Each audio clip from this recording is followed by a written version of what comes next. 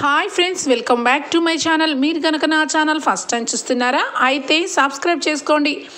అలాగే పక్కన ఉన్న బెల్ ఐకాన్ని క్లిక్ చేసేయండి ఫ్రెండ్స్. ఈరోజైతే సూపర్గా అదిరిపోతుంది ఎపిసోడ్. ఇక ఎక్కడా స్కిప్ చేయకుండా మొత్తం చూడండి ఫ్రెండ్స్, అప్పుడే మీరు ఎంజాయ్ చేయగలుగుతారు. నచ్చినట్లయితే ఒక చిన్న లైక్ ఇచ్చి ఎంకరేజ్ చేసేయండి. ఇక ఎపిసోడ్లోకి అయితే వెళ్ళిపోదాం. ఎపిసోడ్ స్టార్ట్ అవగానే రాజ్ కావ్యాల మ్యారేజ్ డే.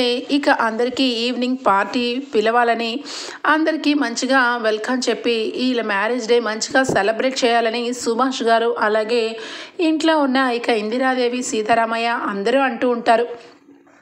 ఇక మరొక పక్క రాజ్ అయితే తన నిర్ణయాన్ని కూడా చెప్తానని అనడంతో ఇక కావ్య వాళ్ళ పేరెంట్స్ని కూడా పిలిపిస్తారు. ఇక ఈ లోపల అపర్ణాదేవి మాత్రం మనసులో ఇప్పుడు ఇష్టం లేని అమ్మాయిని పెళ్లి చేసుకొని సంవత్సరం పాటు గడిపేశామా, ఎంతలో సంవత్సరం వచ్చేసింది, రాజ్కి అసలు ఇష్టం లేని పెళ్లి జరిగింది, వాడిని చూస్తుంటే బాధ అనిపిస్తుంది, వాడి మొహంలో పెళ్లి రోజు సెలబ్రేషన్స్ అంటేనే వాడి మొహంలో నవ్వే రాలేదు అని చెప్పి అపర్ణాదేవి లోపల అనుకుంటూ ఉంటుంది. రాజ్ తీసుకున్న నిర్ణయం తెలుసుకోవడానికి కావ్య అయితే ట్రై చేస్తుంది. వెళ్ళి అడుగుతుంది, ఏం నిర్ణయం తీసుకున్నారు, నేను మీకు ఈవినింగ్ కల్లా ఏ విషయమో చెప్పమన్నాను కదా, కనీసం ఏమి చెప్పకుండా నిద్రపోతున్నారేంటి అని చెప్పి కావ్య అడిగితే, చెప్పాను కదా నా నిర్ణయం రేపే చెప్పబోతున్నానని, ఈ లోపల అంత తొందర ఏంటి నీకు, నువ్వు ఒక్కదానివే స్పెషల్ ఏంటి, అందరితో పాటు విను అని చెప్పి రాజ్ అయితే ఇక నిద్రపోతాడు. కావ్య ఇక నిద్రపోతుంది. వెంటనే ఇక అంతరాత్మ వచ్చి, ఒరేయ్ ఏం చేయబోతున్నావురా, అసలు ఎక్కడైనా అంతరాత్మలకి మొత్తం విషయం తెలిసిపోతుంది, కానీ నీ నిర్ణయం ఏంట్రా నాకు తెలియదు, అయినా నా తెలియక అడుగుతాను, ఇంకా ఏంట్రా తొక్కలో నిర్ణయం, నీ మనసు నిండా కూడా నీ భార్యతో నిండిపోయింది, ఎందుకురా నీ భార్య దగ్గర ఈగో, వెంటనే విడాకులు లేవు ఏమీ లేవు అని చెప్పి ఇక కళావతితో హ్యాపీగా హనీమూన్ ప్లాన్ చెయ్యి, హాయిగా ఎంజాయ్ చెయ్యి అనగానే, చిచ్చి ఎప్పుడు కూడా ఇదేం బుద్ధిరా అనగానే, నేను నీ అంతరాత్మని, నా బుద్ధిని ఎంచుతావేంటి, నీ బుద్ధే నా బుద్ధి, పైకి గంభీరంగా ఉంటావు కానీ కాలావతిని చూస్తే నీకేమనిపిస్తుంది చెప్పు అనగానే, ఒరేయ్ ఇక్కడి నుంచి నువ్వు వెళ్ళిపోలేదంటే అస్సలు ఊరుకునే లేదు, నిర్ణయాన్ని రేపు చెప్తాను కదా, అందరితో పాటు నువ్వు కూడా విను అని చెప్పి ఇక రాజు అయితే మనసులో అనుకొని నిద్రపోతాడు. మార్నింగే ఇక ఇందిరాదేవి కావ్య దగ్గరికి వచ్చి, ఏమ్మా ఏం చెప్పాడు రాత్రి వాడు నీతో ఏమైనా చెప్పాడా అనగానే, ఏం చెప్పాడమ్మమ్మ, ఏమీ చెప్పలేదు, హాయిగా నిద్రపోయారు, అడిగితే రేపు చెప్తానన్నారు అనగానే, ఇదిగో ఇలా ఉంటే చాలా కష్టం, అయినా నువ్వు ఎప్పుడో అమ్మమ్మల కాలంలో పుట్టవలసింది, ఎప్పుడు పుట్టావు, వాడు చెప్పను అంటే ఊరుకోవడమేనా, వెంటనే నిలదీయాలి, గట్టిగా అరవాలి, అందరికీ తెలిసేలాగా గొంతు పెట్టుకుని అరిస్తే వాడే దెబ్బకి నీకు ఆ విషయం చెప్పేవాడు, నీ దగ్గర కొంచెం కూడా లౌక్యం తెలియదు నీకు, అసలు ఎలా బతుకుతావో ఏంటో అని చెప్పి ఇక ఇందిరాదేవి అనడంతో, ఏమో అమ్మమ్మ నాకైతే మాత్రం ఏం అర్థం కావట్లేదు, నేను అలా చెయ్యలేను కదా, అంత గట్టిగా అరిచి ఆయన పరువు తీయలేను కదా అనగానే, ఇదిగో ఇలాగే అమ్మమ్మ కాలంలాగా ఉంటే నా మనవడు కాదు ఎవరైనా చిన్న పిల్లవాడైనా ఏడిపిస్తాడు, వాడి మనసులో ఏముందో తెలుసుకోవాలంటే నేను ఒక ఐడియా వేసానులే అని చెప్పి అంటుంది. ఏంటమ్మమ్మ ఆ ఐడియా అని చెప్పి కావ్య అడగగానే, ఏంటా ఈరోజు మీ పెళ్లి రోజు కదా, ఫస్ట్ మీ ఇద్దరికి పెళ్లి రోజు శుభాకాంక్షలు, నీకు నా మనవడికి, మీరిద్దరు కూడా కలకాలం మంచిగా కలిసుండి పిల్ల పాపలతో సంతోషంగా ఉండండి అని చెప్పి, ఇదిగో ఈరోజు మీ పెళ్లి రోజు కదా, ఈవినింగ్ పార్టీ ఇస్తున్నారు కదా, పొద్దున్న మీ ఇద్దరి చేత దాంపత్య జాబూలం వ్రతం చేయిస్తాను, దాంపత్య వ్రతం, దానిలో ఖచ్చితంగా ఇక అగ్ని మీద సాక్షిగా ప్రమాణకాలు చేయిస్తారు, ఆ ప్రమాణకం ఖచ్చితంగా రాజ్ చేశాడు అంటే ఇక నీకు ఆ డైవర్స్ ఇవ్వడని అర్థం చేసుకోవాలి అనగానే, అదేంటి నానమ్మ, అదేంటి అమ్మమ్మ, ఏం ప్రమాణకం అది అనగానే, జీవితాంతం కష్టమో సుఖమో నీతోనే కలిసి ఉంటాను, ఎప్పటికీ నీ చెయ్యి వదలను అని చెప్పి పంతులు గారు ప్రమాణకం చేయిస్తారు, ఆ ప్రమాణకం వాడు చేశాడు అంటే ఖచ్చితంగా వాడు ఆ ప్రమాణకానికి కట్టుబడి ఉండాల్సిందే అని చెప్పి అనగానే, అదేంటమ్మమ్మ అలా అంటావు, అలాంటప్పుడు పెళ్ళైనప్పుడు కూడా చాలానే ప్రమాణకాలు చేశారు కదా అనగానే, ఇదిగో ఇలాంటివన్నీ లాజిక్లు తీస్తావు కానీ కామ్గా ఊరుకో. నా మనవడు పెళ్ళప్పుడు చేసిన ప్రమాణకాలే కానీ ఇప్పుడు చేసిన ప్రమాణకాలే కానీ వాడి మనసు నిండా కూడా కరెక్ట్గా ఉంటే వాడు నిన్ను వదులుకోలేడు. కానీ అప్పుడు ఏదో తొందరపాటులో ఏదో జరిగింది కానీ పెళ్ళయి సంవత్సరం అవుతుంది. వాడి మనసులో నీ మీద ప్రేమ పెంచుకున్నాడు. వాడు ఖచ్చితంగా ప్రమాణకం చెయ్యను అంటే ఇక సింబాలిక్గా నీకు డైవర్స్ ఇస్తానని అర్థం. లేదంటే ఖచ్చితంగా వాడు ఇక నిన్ను మంచిగా ప్రేమగా చూసుకుంటానని అర్థం. ఇదే అని చెప్పి అనడంతో ఇక కావ్య కూడా అవునా అమ్మమ్మగారు, సరే అయితే చూద్దాం ఆయన ఏం చేయబోతున్నారో అని చెప్పి ఇక వెంటనే టెన్షన్ పడుతూ ఉంటుంది. సరే కానీ ఇక అపర్ణకి ఈ విషయం చెప్పాలి అని చెప్పి ఇంట్లో ఇలా వ్రతం చేద్దాము, రాజ్కి కావ్యకి దాంపత్య వ్రతం చేయించాలనుకుంటున్నాను అని చెప్పి అనడంతో ఇక వెంటనే లోపల అపర్ణాదేవి దాంపత్య వ్రతం ఎందుకు, అసలు రాజుకి పెళ్లి రోజు చేసుకోవడమే ఇష్టం లేదు, వాడి మనసులో ఈ కావ్యం లేనే లేదు, అలాంటప్పుడు వాడిని బాధ పెట్టడానికి కాకపోతే మళ్ళీ మరొకసారి ఇక ఇద్దరిని కూర్చోపెట్టి వ్రతం చేయించడం ఎందుకు అని చెప్పి మనసులో అనుకొని పైకి అత్తయ్య గారు అసలే ఈవినింగ్ ఫంక్షన్ అనుకుంటున్నాము, పార్టీ జరిగినప్పుడు అందరూ వస్తారు, వాళ్ళందరినీ రిసీవ్ చేసుకోవడానికే టైం సరిపోదు, ఈ లోపల మళ్ళీ దాంపత్య వ్రతం అంటే కష్టమైపోతుందేమో కదా, కాబట్టి ఇంకెప్పుడన్నా మంచి ముహూర్తం చూసి అప్పుడు చేయిద్దాంలేండి అని చెప్పి మాట మార్చేయబోతుంటే అక్కడే ఉన్న ఇక వెంటనే దానలక్ష్మి రుద్రాణి ఇద్దరు కూడా అనుకున్నాను వదిన, ఖచ్చితంగా నువ్వు అడ్డుపుల్ల వేస్తావని అనుకున్నాను, నీకు ఎంతైనా కూడా కావ్య రాజులు ఇద్దరు దాంపత్య వ్రతం చేయడం నీకు ఇష్టం లేదు అని చెప్పి అనగానే ఏంటి రుద్రాణి ఏమంటున్నావు, నాకు నా కొడుకుతో పాటు నా కోడలు ఇద్దరు వ్రతం చేయకపోతే నాకు ఇష్టం లేకపోవడం ఏంటి అనగానే మరి నువ్వు ఎందుకు మాట దాటేస్తున్నావు అని చెప్పి అంటూ ఉంటుంది రుద్రాణి. అయ్యో రుద్రాణి, నా కోడలు వచ్చినప్పటి నుంచి అక్క చాలా మారిపోయింది, తన కోడల్ని కూడా ఏదో ప్రేమగా చూసుకుంటున్నట్టు, తన కోడలు మొహమే అసలు కనీసం చూడండి, ఇక అంతా కూడా తీసుకొచ్చి తాళాలు గుత్తి ఆమె చేతిలో పెట్టినప్పుడే అర్థం చేసుకో, కావాలని నాకు పోటీగా ఉండాలని, నా విషయంలో నేను దేనికి తగ్గలేనని, నా కోడలు ముందు ఆమె కోడలు గొప్పగా ఉండాలని అలా చేస్తుంది తప్పించి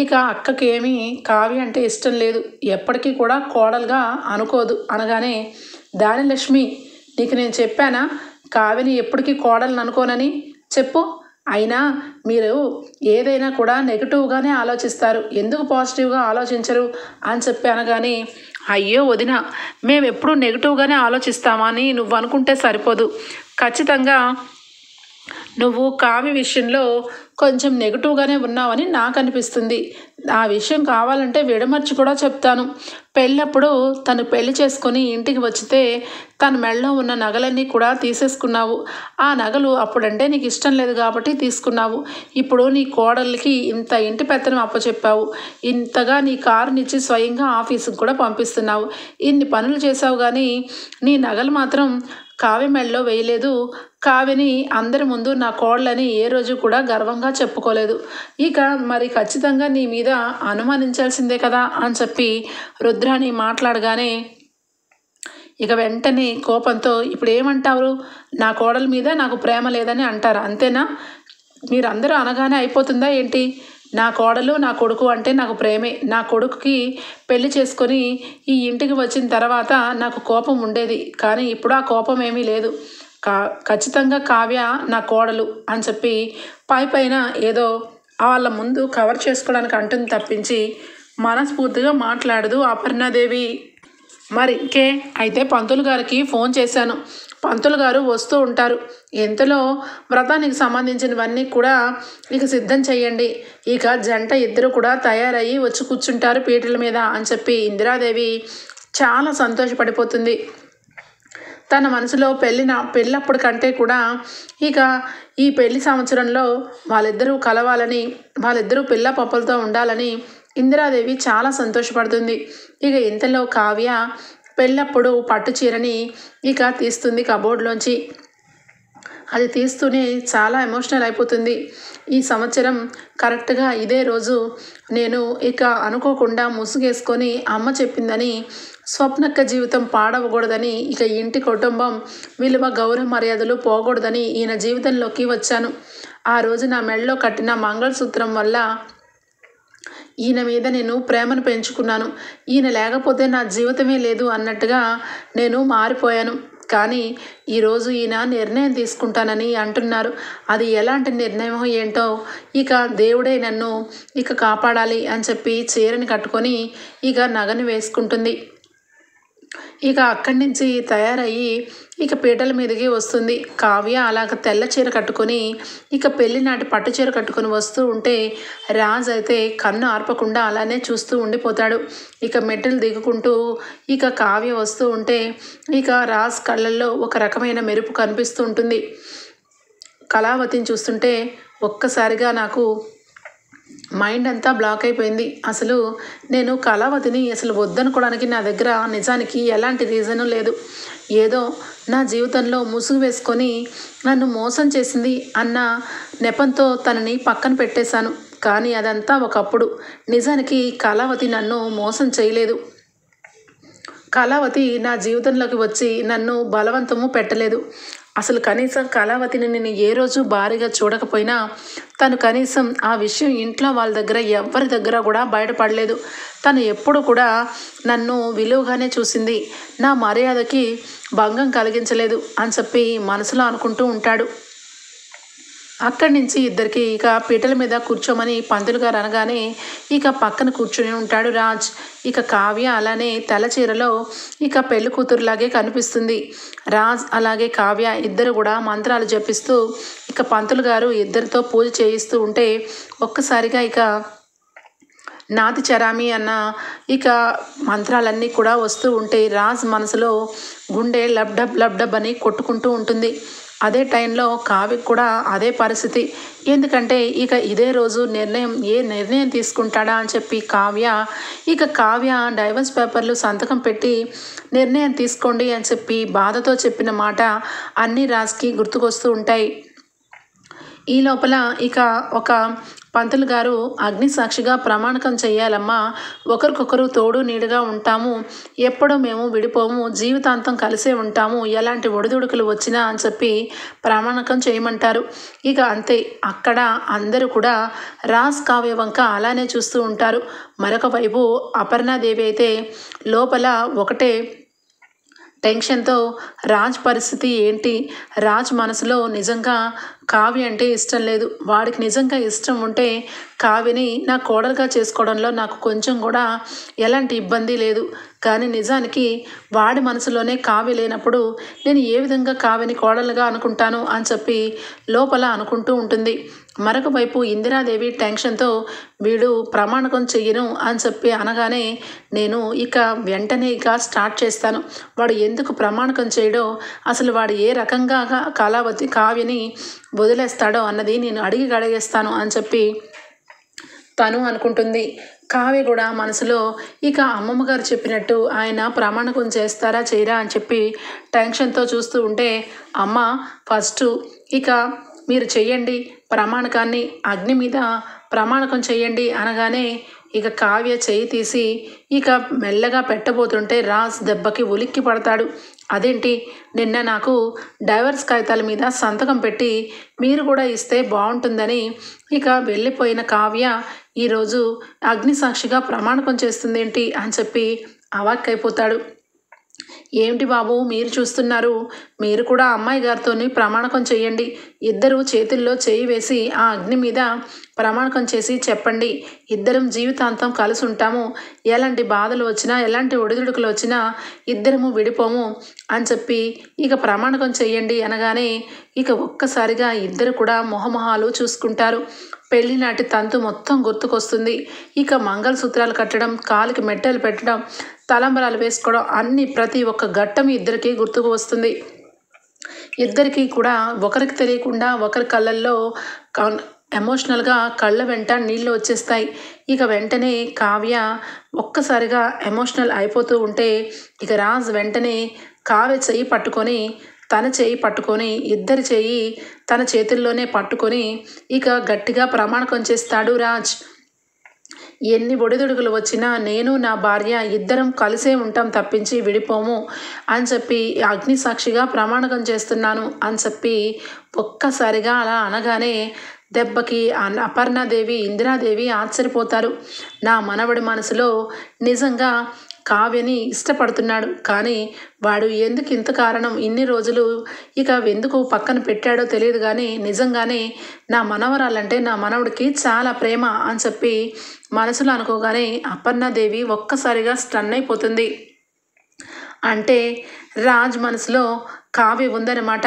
కావ్యని తన భార్యగా యాక్సెప్ట్ చేశాడన్నమాట. అందుకే ఎప్పుడు కూడా ఏ రోజు కూడా కావ్య గురించి ఒక్క మాట ఎవరన్నా తక్కువ చేసి మాట్లాడినా వాడు ఒప్పుకోడు. కావ్యని వాడు భార్యగా అనుకుంటున్నాడనమాట. ఇంతకాలం నేనే తప్పు చేసి కావ్యని దూరంగా పెట్టాను. నా కొడుకు సంతోషమే నాకు ముఖ్యం.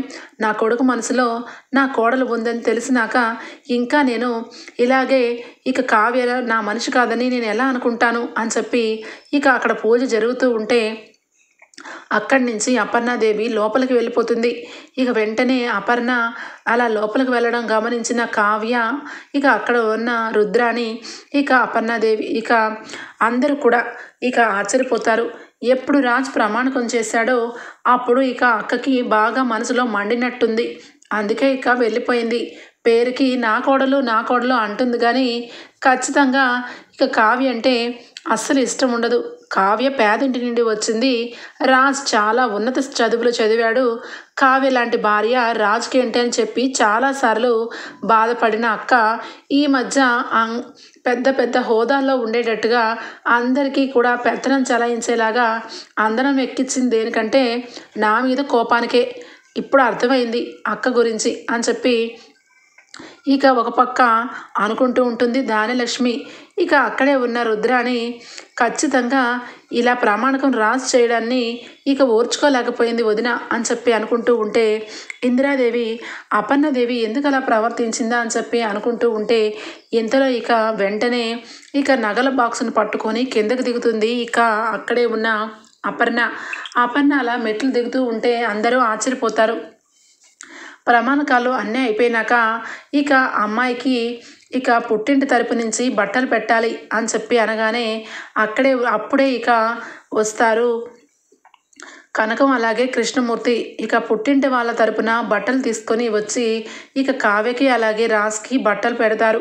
బట్టలు పెట్టగానే ఇక వెంటనే ఒక్క నిమిషం పంతులు గారు, నా కోడలికి నేను ఇక నగల్ని అలంకరిద్దాం అనుకుంటున్నాను అని చెప్పి అనగానే అమ్మ కోడలు గారికి మీరు ఇక అత్తగారి వైపు నుంచి ఏ వస్తువైనా పెట్టవచ్చు, కానుకగా ఉంగరమైనా తొడగవచ్చు, మీ ఇష్టం అమ్మ, మీరు నగలు అలంకరించవచ్చు, ఏమన్నా చేయొచ్చు అని చెప్పి పంతులు గారు అనగానే ఇక స్వయంగా పెళ్ళప్పుడు ఏవైతే నగలు తన నుంచి నా కోడలు నువ్వు కాదు, నీకు నేను నగలు పెట్టుకునే అర్హత లేదు అన్న చెప్పిన అపర్ణాదేవి స్వయంగా ప్రతి ఒక్క నగ వేసి కావ్యని అలంకరిస్తుంది. రాజ్ ఒక్కసారిగా వాళ్ళ అమ్మలో జరిగిన మార్పును చూసి షాక్ అయిపోతాడు. ఇక కావ్య కళ్ళ వెంట చాలా ఎమోషనల్గా ఏడుపు వచ్చేస్తూ ఉంటుంది కావ్యకి.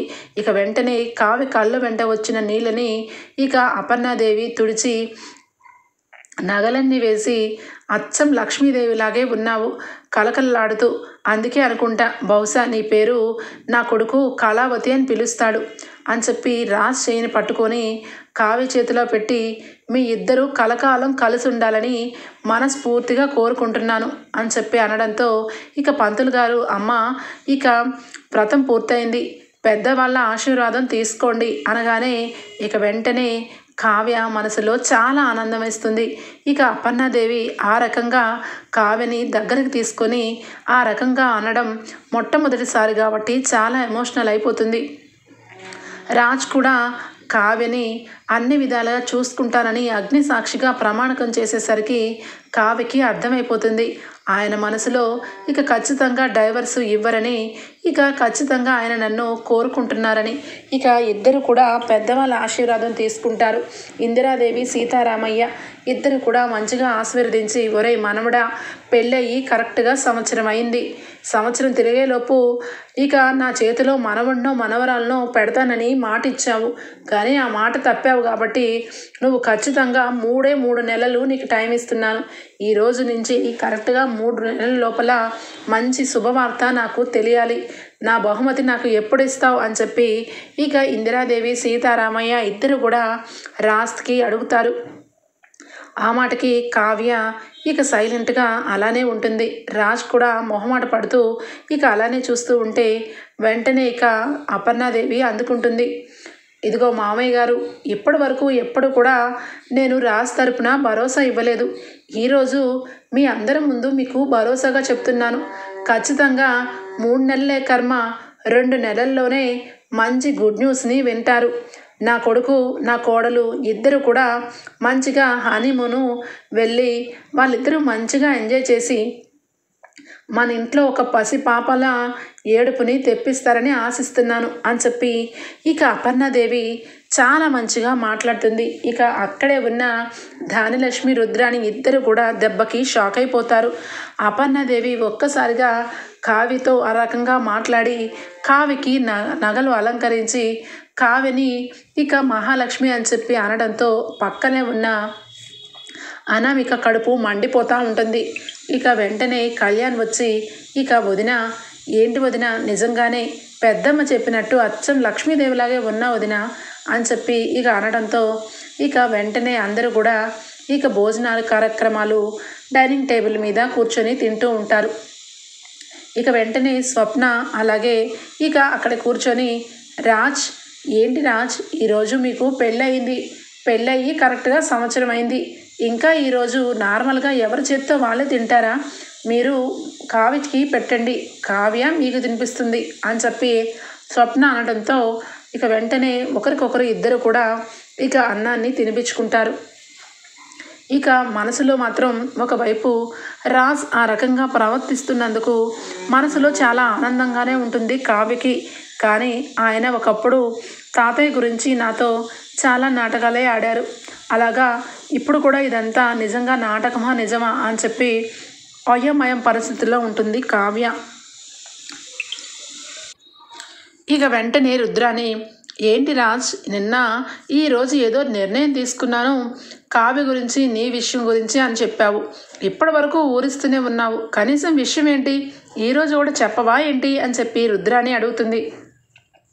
ఓపిక పట్టత్తా, కొంచెం సేపు నేనే చెప్తాను, కొంచెం ఓపిక పడితే అందరూ కూడా భోజనాలు కంప్లీట్ చేసినాక నేనే చెప్తాను అని చెప్పి అంటాడు. ఆ మాటకి ఇక ఇందిరాదేవి అలాగే ఇక కావ్య ఇద్దరు కూడా మొహమొహాలు చూసుకుంటారు.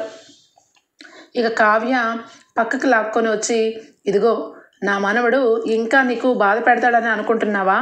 వాడు ఎంత మంచిగా ప్రమాణకం చేశాడో చూసావు కదా. వాడు నిన్ను ప్రేమిస్తున్నాడమ్మా, అందుకే వాడు నువ్వు మీ పుట్టింటికి వెళ్తే ఓర్చుకోలేకపోయాడు, మీ బావతో కొంచెం చనువుగా ఉంటే ఓర్చుకోలేకపోయాడు. నువ్వు ఇక డైవర్స్ పేపర్లు ఇచ్చేసరికి వాడికి జీవితం కనిపించినట్టుంది. అందుకే వాడు నిన్ను వదులుకోలేక ఇక ఆ విషయంలో బాధపడుతూ ఆ అగ్నిసాక్షిగా ప్రమాణకం చేయమన్నప్పుడు నువ్వు వాడిని నమ్మాలని నీ చేయి పట్టుకొని కూడా చేశాడు. అంటే ఇంకా ఏంటి, అర్థం అవ్వలేదా నీకు అని చెప్పి అనగానే, ఏమో అమ్మమ్మగారు, ఆయన ఎప్పుడూ ఒక రకంగా ఒక్కొక్కసారి ఉంటారు. నిజానికి ఆయన మనసులో వచ్చిన మాటలే కానీ నా మనసు ఎక్కడో సంకోచిస్తుంది అమ్మమ్మగారు అని చెప్పి కావ్య అంటూ ఉంటుంది. ఇక వెంటనే రాజ్ వస్తాడు. రాజ్ వచ్చి, కళావతి నీతో కొంచెం మాట్లాడాలి అని చెప్పి అంటాడు. వెంటనే ఇక ఏం మాట్లాడాలండి అనగానే, మాట్లాడాలని చెప్పాను కదా, ఒకసారి పక్కకు రా అని చెప్పి అంటాడు. ఇక వెంటనే ఏం మాట్లాడాలండి అని చెప్పి ఇక పక్కకి రాగానే, నిన్న నువ్వు నా చేతికి ఇక డైవర్స్ పేపర్లు ఇచ్చావు కదా, ఆ విషయంలో నీతో కొంచెం మాట్లాడాలి.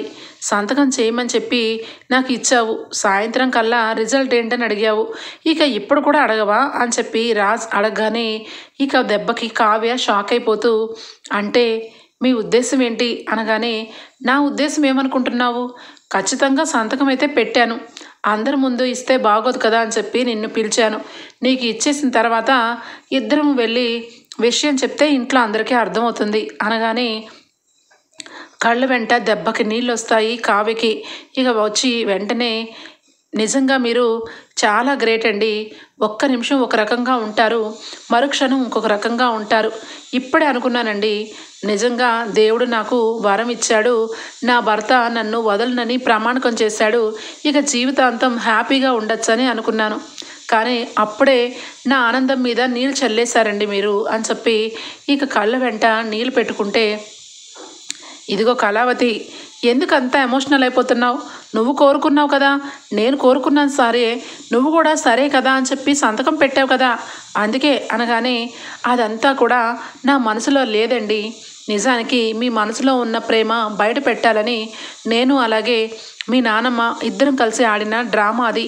నిజానికి మీ నుంచి డైవర్స్ తీసుకొని నేను ఏం చేస్తానండి? మీరు లేకపోతే ఒక్క క్షణం కూడా నాకు గడవదు. అలాంటిది మిమ్మల్ని వదిలి నేను ఏం సాధిస్తాను అనగానే వెంటనే నాకు అదంతా అనవసరం, ఇదిగో కాగితాలు అని చెప్పి చేతిలో పెడతాడు రాజ్. ఇక వెంటనే కళ్ళు మూసుకొని ఇక సంతకం పెట్టేశారని బాధపడుతూ కాగితాల వంక చూస్తుంది. ఇక అందులో ఎలాంటి సంతకము కనిపించదు. వెంటనే రాజ్ మొహం కాసి చూస్తుంది. ఏంటి కళావతి, ఏంటి సంతకం ఎక్కడా అని చెప్పి వెతుకుతున్నావా? ఎప్పటికీ ఆ సంతకం అనేది పెట్టను. ఎందుకంటే నిన్ను నన్ను మన ఇద్దరం కావాలని పెళ్లి చేసుకుంటే ఈ పెళ్లి జరగలేదు. ఆ దైవ నిర్ణయం ప్రకారం మన పెళ్లి జరిగింది. ఆ విషయం తెలుసుకోవడానికి నాకు సంవత్సర కాలం పట్టింది. నిజంగా నేను కూడా చాలాసార్లు నిన్ను నేను వద్దనే అనుకున్నాను, నా జీవితంలోంచి పంపించేయాలనుకున్నాను. కానీ నిజంగా ఆ దేవుడు వేసిన బ్రహ్మముడి విప్పుకోవడం అనేది చాలా కష్టం. నువ్వు నిజంగానే నాకు ఇష్టం లేదు అనుకునే నా లైఫ్ అంతా నిండిపోయావు కళావతి. నిజానికి నేను లేకపోతే నువ్వు ఉంటావో ఉండలేవో నాకు తెలియదు, కానీ నువ్వు లేకపోతే నేను ఒక్క క్షణం కూడా ఉండలేను అని చెప్పి కళ్ళ వెంట నీళ్లు పెట్టుకుంటాడు రాజ్. ఒక్కసారి చూసి షాక్ అయిపోతుంది కావ్య. అవును కళావతి, ఇప్పటి వరకు నన్ను ఎప్పుడు ఈ రకంగా చూసి ఉండవు, కానీ ఈరోజు నా మనసులో ఉన్న మాట చెప్పకపోతే ఎప్పటికీ నా మనసులోనే ఉండిపోతుంది. నిజానికి ఒప్పుకొని నిజం నువ్వు నా మనసులో ప్రేమ లేదు అని చెప్పి అంటూ ఉంటూనే ఉంటాను, కానీ నిజానికి ప్రేమతో మొత్తం నిండిపోయింది నీ పేరే చూడు అని చెప్పి ఇక వెంటనే ఇక కావ్య కళ్ళల్లో కళ్ళు పెట్టి, నా కళ్ళల్లో కళ్ళు పెట్టి చూడు, నీకు అప్పుడే అర్థమవుతుంది. నిజానికి నిన్ను చాలా బాధ పెట్టాను, కానీ అది ఎంత కష్టమో నాకు ఇప్పుడు అర్థమైంది. నువ్వు ఎప్పుడైతే ఈ పేపర్లు నా చేతిలో పెట్టి నా లైఫ్లోంచి వెళ్ళిపోతాను అన్నావో అప్పుడు నాకు నిజంగా అర్థమైంది. నిజానికి ఇక నా మనసులో ఉన్న ప్రేమ నిజంగానే బయటకు వచ్చింది. ఒకవేళ నువ్వు ఈ కాగితాలు పట్టుకొని నా దగ్గరకు రాకపోతే ఇంకా అహంతో నా కళ్ళకు పట్టిన మాయతో నువ్వు వద్దు అనే అనుకుంటూనే ఉండేవాడినేమో. నిజానికి నా అంతరాత్మ నాకు ఎప్పుడూ ప్రశ్నిస్తూనే ఉంది, నువ్వు ప్రేమించేది కళావతినే ఎందుకు బెట్టు చేస్తున్నావని. కానీ ఈ రోజు కోసమే వెయిట్ చేస్తున్నాను. పెళ్ళయి సంవత్సరం అయింది. అప్పుడు నాకు ఇష్టం లేకుండా నిన్ను నీ మెళ్ళలో తాళి కట్టాను, కానీ ఈరోజు మనస్ఫూర్తిగా నిన్ను నిజంగా పెళ్లి చేసుకున్నాను. అందుకే ప్రమాణకం కూడా అంత గట్టిగా చెప్పాను. నువ్వు నా లైఫ్లో ఉండాలి కళావతి, నీకు నాకు ఎలాంటి ఒడిదుడుకులు అవసరం లేదు. ఇక మన ఇద్దరం ఒకటి. ఈ విషయం గురించే నేను నీకు నిర్ణయం తీసుకుంటాను. ఈరోజే అందరి ముందు చెప్పాలని అనుకున్నాను.